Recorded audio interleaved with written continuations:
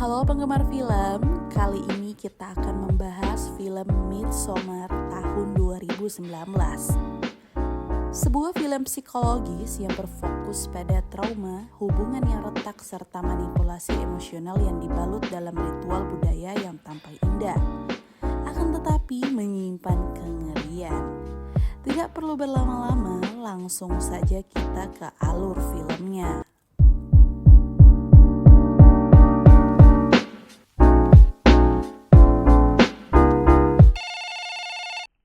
Cerita dimulai dengan Dani, seorang wanita yang hidupnya tiba-tiba runtuh setelah menerima pesan mengkhawatirkan dari saudarinya.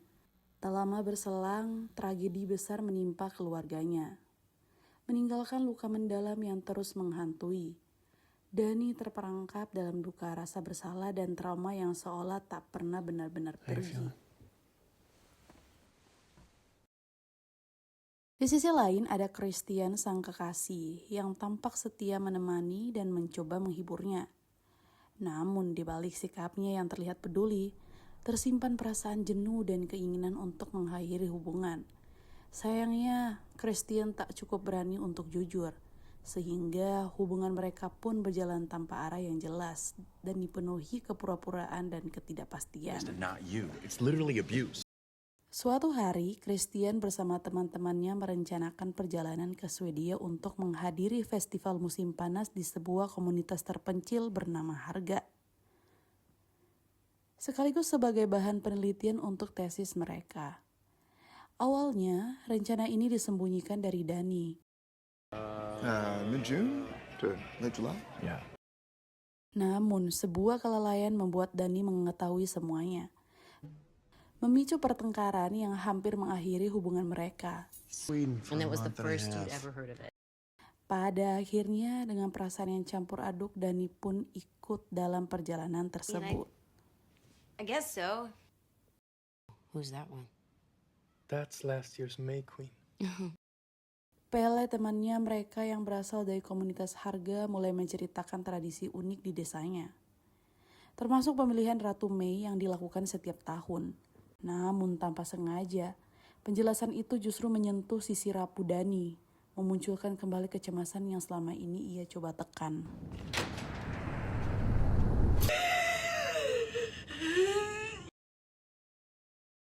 Setelah menempuh perjalanan panjang, 8 jam penerbangan dan 4 jam perjalanan darat, mereka akhirnya tiba di Harga.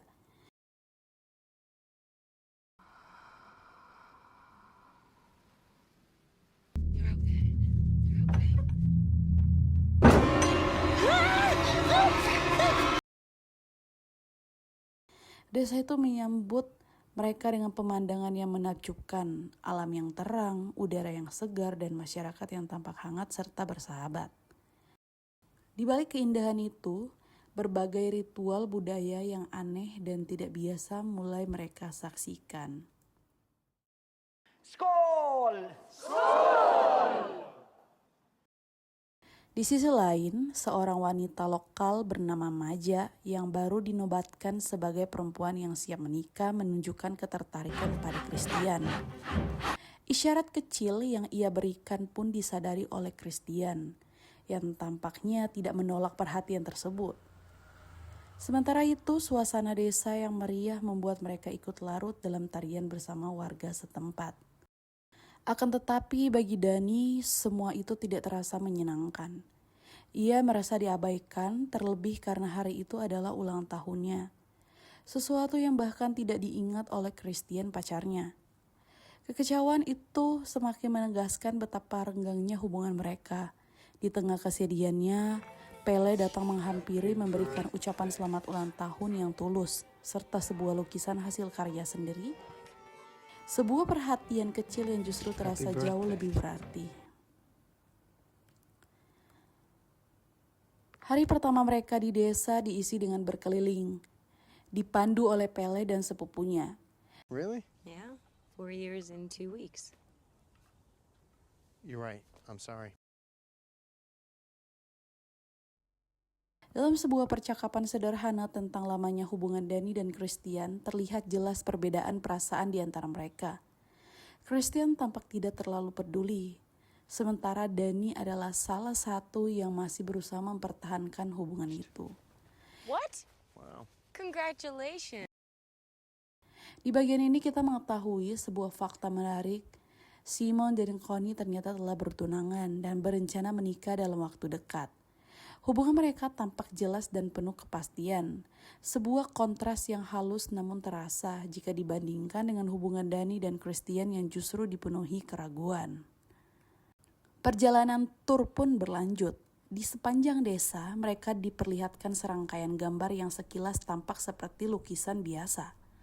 Namun, jika dicermati lebih dalam, gambar-gambar itu sebenarnya menceritakan sebuah kisah cinta. Sebuah alur yang perlahan akan terwujud dan mereka alami sendiri sepanjang cerita.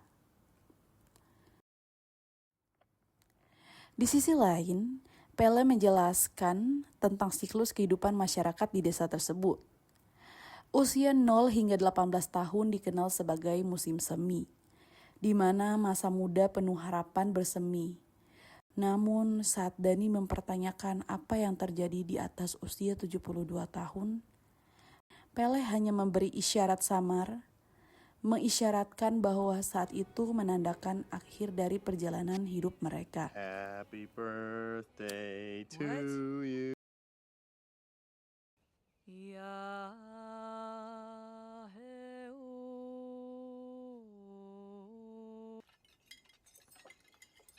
Keesokan harinya, desa mengadakan upacara besar yang disebut dengan Atestupa.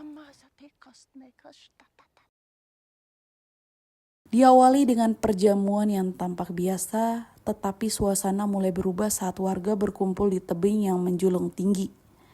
Di sana 2 orang lansia melaksanakan ritual bunuh diri.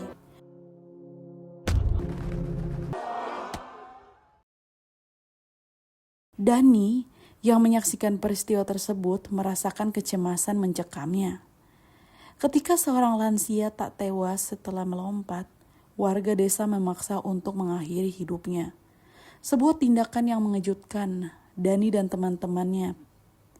Para tetua menjelaskan bahwa ritual itu adalah tradisi suci yang dijalankan dengan penuh sukarela. Sejak saat itu, suasana desa berubah drastis. Rasa cemas Dani semakin meluap, dan keinginannya untuk pergi dari tempat itu semakin kuat. Simon left without Connie. Satu persatu teman-teman rombongannya mulai menghilang. Connie dan Simon lenyap setelah keputusan mereka untuk pulang. Sementara Mark terjebak dalam masalah setelah melanggar aturan dan buang air kecil di pohon keramat. Mengugah kemarahan yang mengerikan dari warga setempat.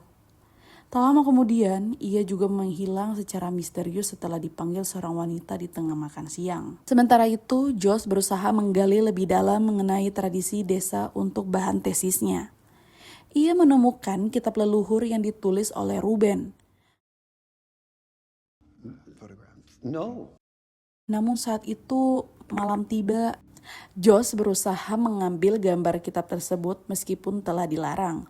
Secara tiba-tiba, ia pun menghilang tanpa jejak.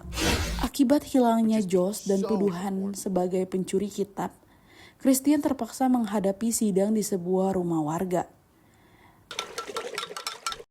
Di sisi lain, Dani dipanggil untuk mengikuti kompetisi menari yang menentukan siapa yang akan menjadi Ratu Mei. Sebelum kompetisi dimulai, semua peserta diminta meminum teh yang memicu halusinasi. Namun, Dani berhasil hingga akhir dan dinobatkan sebagai Ratu Mei.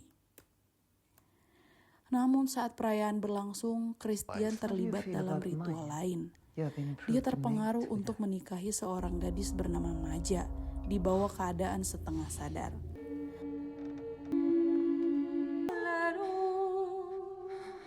We should go now to Siv's house. Setelah Dani menyelesaikan ritualnya sebagai Ratu Mei, dia mencari Christian dan tanpa sengaja menyaksikan peristiwa yang seharusnya tidak ia lihat. Rasa kecewa dan kepedihan menyelimutinya. Para wanita desa yang menyaksikan semua itu kemudian mencoba menghiburnya, merasakan kesedihannya dengan penuh empati. Pada akhirnya terungkap bahwa semua kejadian tersebut merupakan bagian dari ritual pengorbanan. para korban dikumpulkan untuk dijadikan persembahan. Korban pertama, Simon dan Connie yang menghilang begitu saja, diikuti oleh Mark dan Josh. Mereka semua terperangkap dalam takdir yang sama dan dibawa ke kuil misterius di tengah hutan, tempat di mana api ritual dinyalakan untuk mengakhiri semuanya. Christian yang dipilih oleh Dani akhirnya juga bergabung dengan mereka dalam api yang membakar, sebagai bagian dari penutupan sekaligus pengorbanan pada tradisi kelam desa.